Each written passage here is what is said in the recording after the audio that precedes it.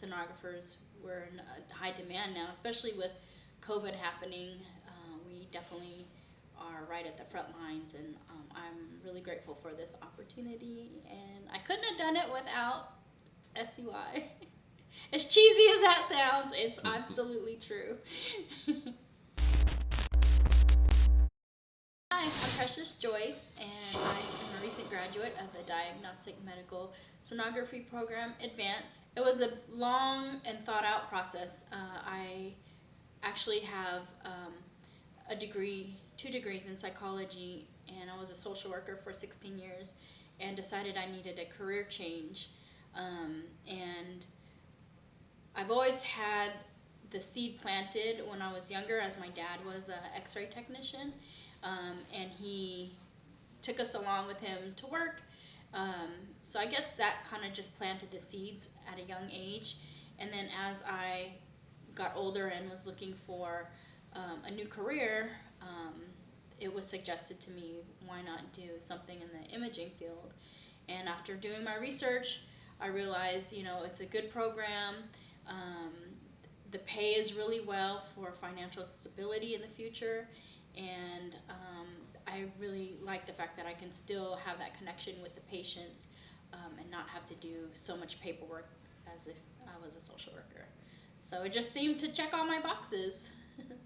Well, it was an easy choice for me because, one, like I said, I had already received 2 degrees, and honestly, I did not even want to go to a school that had prerequisite requirements. I like the fact that Sacramento Ultrasound Institute provides the core classes that you need to, just get through the program, do your clinicals, and graduate. I felt like I didn't really want to waste a lot of my time because I'm, a little bit older. I felt like I just wanted to get through a program as quick as possible to start working. And another reason why I like Sacramento Ultrasound Institute is because I'm actually from Sacramento. I grew up here, went to high school, and then moved away 1996, and I haven't been back ever since. So it was kind of like a no-brainer to come back here. I still have friends and family in the area. So I feel like I've come full circle now. My time here at Sacramento Ultrasound has been overall pleasant. There were some really rough times for me. As I said, I'm a little bit older, and so I hadn't been in school since 2003 maybe. So being the oldest in the class, being so far, being that it's been so long since I've been in a classroom, it was nerve-wracking in the beginning. It was even at a point where we had a PowerPoint presentation, and I didn't even know how to do a PowerPoint. I had to research it because in my day we had overhead projectors. So, there was some little things here and there that I had to learn. But once I got through that, my classmates are really what helped me get through the program. My classmates, the support of our instructors, Dr. Suha, Dr. Nori, Tam, they've all been there every step of the way, supportive. There was one time where I, barely passed classes because it was just really hard for me. But with the determination, the studying, the tears, eventually all that hard work paid off, and I'm here today graduating. My clinical externship experience was pretty exciting. It was nerve-wracking at first because I felt like I hadn't been able to scan in so long because of the COVID shutdown. Once the school closed down, we really weren't able to use our skills. Eventually it opened back up, and I was placed at a clinical site, and just having the natural nerves on top of, am I going to remember what I was taught? It's been so long. Eventually I got there. My tech was very helpful, supportive, knowledgeable, and it was a short time that I was there, but I learned a lot. And once I finished my clinicals, 10 days later, I found a job and I was hired. So I'm really excited about that. I'm looking forward to gaining even more experience, meeting people in the field, and looking forward to financial freedom. As you know, sonographers, we're in high demand now, especially with COVID happening.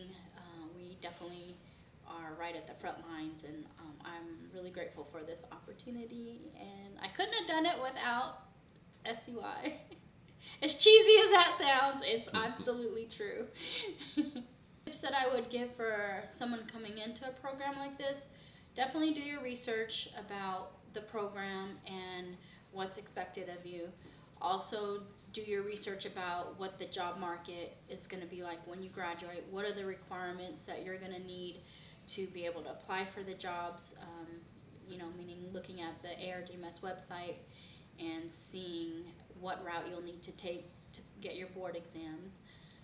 Once you're actually in the program, I definitely recommend just being present, participating in the program with your daily lectures, with school events. It's really a good resource. The people here are really a good resource, whether it's your classmates or your instructors. They're going to help you through this. And I would also recommend, if you can, start early, like look at jobs in the field, so that way you keep your goal in sight, and it's not just, I gotta go to school, another day of school. Like you have to remind yourself you're working towards something, and ultimately it is to get a job and to get experience in the field. That being said, I volunteered in a hospital, just so that way when I apply for jobs, I can have something else other than my clinical site on my resume. The more experience, the better you'll stand out as a new grad. And also, just enjoy it. Go be flexible. There's going to be a lot of ups and downs. You're going to doubt yourself, but just keep reminding yourself that you can do this. You have a goal. Just work hard and you'll achieve it. Precious in 5 years. She's happy.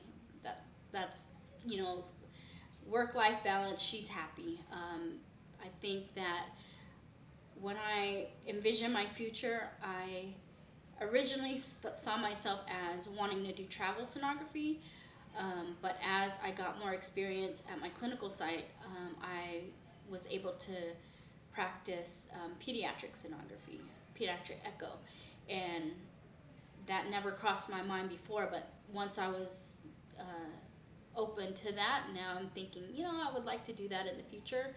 That might not be 5 years from now, but that is something within the 5 years that I'm going to be working towards. Also, I want to be able to help my family. Their health, their happiness is all that matters to me. And hopefully I'll be able to be a clinical instructor too for the next batch of graduates that come around. The opportunities that I received, I would like to be able to give back to students in the future as well at some point. The program wasn't easy. There were definitely, for me, a lot of struggles. A lot of times I question myself, did I make the right decision changing careers? Am I going to be able to remember all of this stuff, once I get into the real world? And even just the exams and the tests that we had, a lot of times I felt like, I wasn't the best student in the class.